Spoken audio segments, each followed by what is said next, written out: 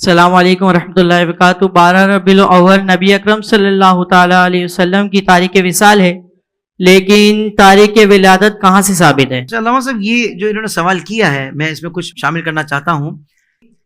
لوگ یہ کہتے ہیں بعض لوگ کہ بھائی اعلیٰ حضرت تو 12 کو نہیں مانتے تھے، تو حقائق کیا ہیں؟ میں چاہوں گا آج ناظرین کے سامنے واضح ہو جائے کہ 12 ربیع الاول تاریخ وفات ہے یا تاریخ ولادت ہے، اس بارے میں شاید۔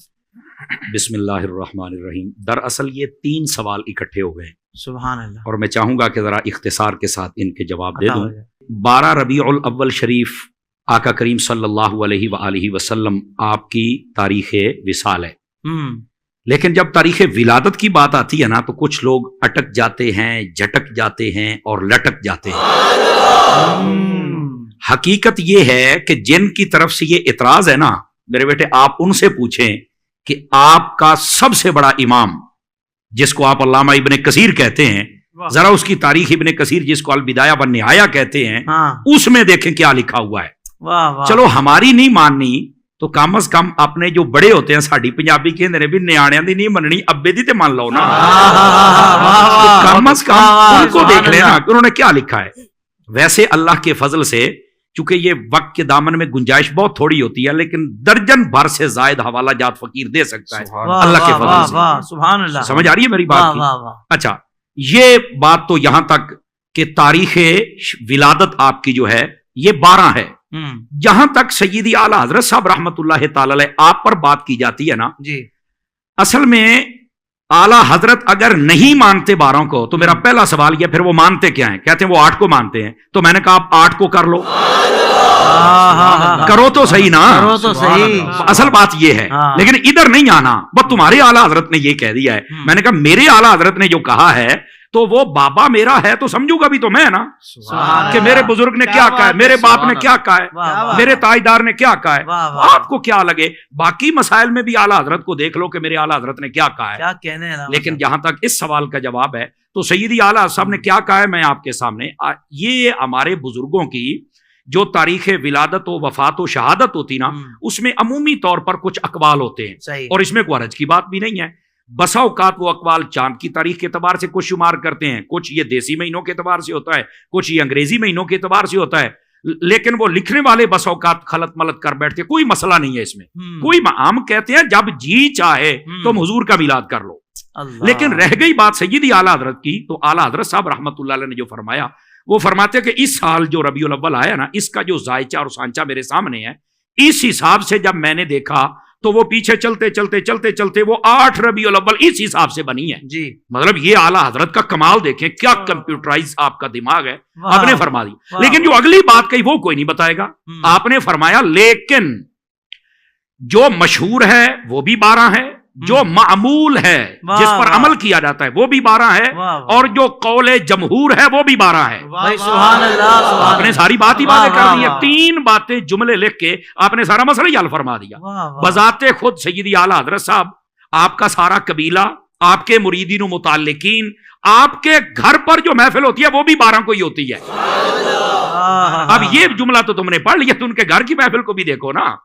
تو سیدی اعلیٰ حضرت صاحب رحمت اللہ علیہ نے ایک حساب بتایا کہ اس حساب سے اگر آج کے دن میں دیکھوں تو یہ بنتا ہے، لیکن معمول، مشہور اور قول جمہور وہ 12 کا ہے۔ تو جب ہے ہی 12 کو، اور اس میں اہل حرمین جس کو کہا جاتا ہے، پوری دنیا تمام علماء اس پر متفق ہے، تو یہ 12 ہی کو آقا کریم صلی اللہ علیہ وسلم کی ولادت اقدس ہے، اور اسی دن کو ایمان والے میلاد کرتے ہیں۔ واہ واہ واہ واہ، سبحان اللہ سبحان اللہ۔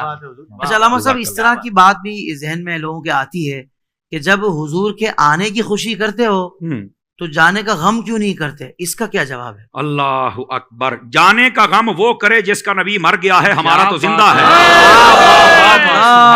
نعرہ تکبیر، نعرہ رسالت، نعرہ تحقیق، نعرہ حیدری، حیدر رضا۔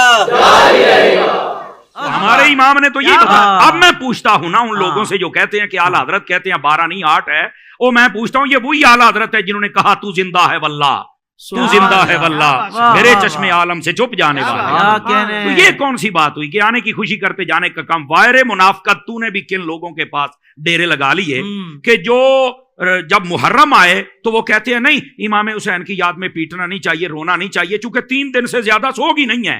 اور وہی منافق لوگ جب ربیع الاول آتا ہے تو کہتے ہیں کہ تم آنے کی خوشی کرتے ہو تو جانے کا غم کیوں نہیں کرتے؟ او بھائی ادھر 1-1.5 ماہ مہینے کے بعد ہی تمہارے مسئلے بدل جاتے ہیں، خدا کا خوف کرو یار۔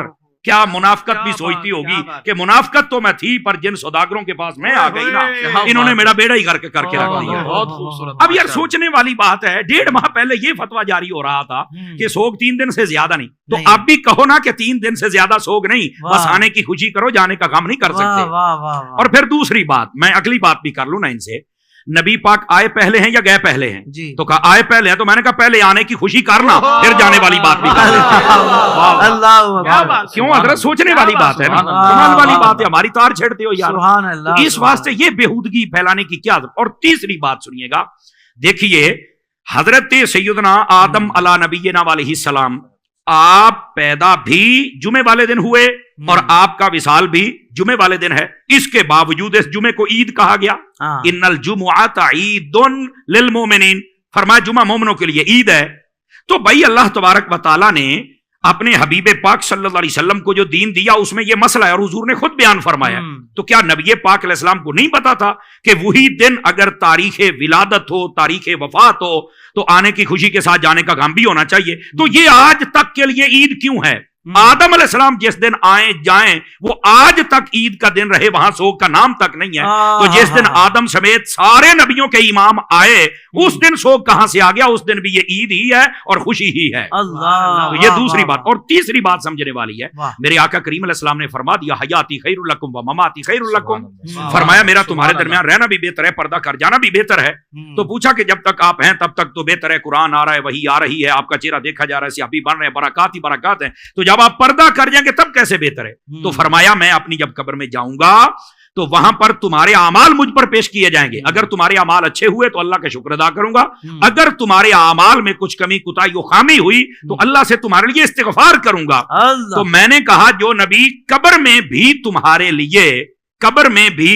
تمہارے لیے خیر مانگ رہا ہے اس کا میلاد بنتا، پھر ماتم تو نہیں نہ بنتا۔ سمجھ آ رہی ہے جی؟ تو یہ اللہ آپ کا بھلا فرمائے، اور ناظرین تو آج بڑے جوش میں بیٹھے ہوئے ہیں، وہ میں کہتا ہوں یار سوچنے کی بات ہے کہ محبوب پاک صلی اللہ علیہ وسلم کے جانے کا غم کیسے کروں؟ وہ تو قبر میں بھی مجھے غمگین نہیں ہونے دیتے، میں کیسے غمگین ہوں؟ مجھے بتاؤ۔